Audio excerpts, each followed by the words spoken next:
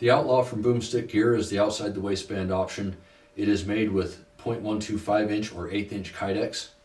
It's built to be rugged and tough for if you're out there on the range, you bang around with stuff, or if you're fighting for your life and you need that holster to stick with you, that this thing will hold up. It is got an optics cut, as every holster from Boomstick Gear has an optics cut, so if you have that red dot on your pistol, you are good to go, free and clear for an optic. It also has the open bottom on it. This allows for, let's say this is the Glock 34 with the X300U on it, so it's a pretty long gun. That's as long as a holster gets.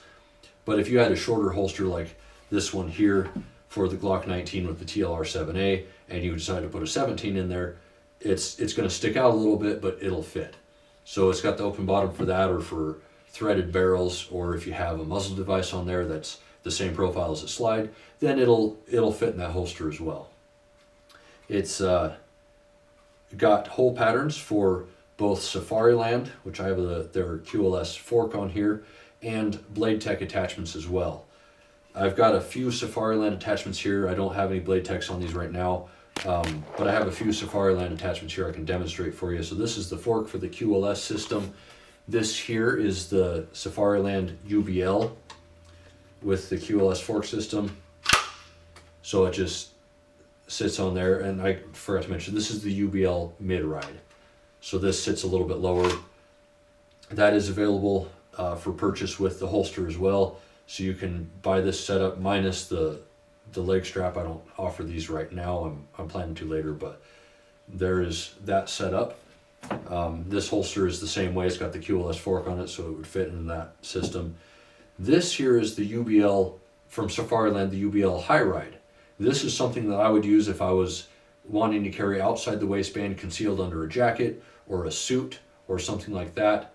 If I needed to carry outside the waistband, this is the setup I would use, because it's easier to sit in a vehicle and such with a gun of a appropriate length. It's easier to sit in a vehicle and things. Whereas the mid-ride is going to sit pretty low, and it's going to make it pretty awkward to sit down. So if this is more your style, I would go with the UBL High Ride. Keep that higher up on your body, make it easier for vehicle work and things like that. Or if you're wearing body armor or something like that, then I would recommend going with the mid-ride, as that sits the gun a little bit lower. You can put the QLS system on either of these and move the gun farther out. It kind of acts as a spacer, as well as the option to remove that holster and put another one on. So it gives you quite a few options. And then BladeTech has a belt loop. They have a tech lock, and that'll fit in the same holes, but I don't recommend using the tech lock unless you have like a competition belt, or maybe a certain duty belt that fits that really snug. In that case, it would work very well. But for most of us who just wear our concealed carry belts, or gun belts or whatever, that are 1.5 inches wide, the tech lock would require you to modify it some to work very well. So I don't recommend it in those situations. It's kind of specific, but their belt loop works. Safariland's belt loop works. So there's some options for that holster.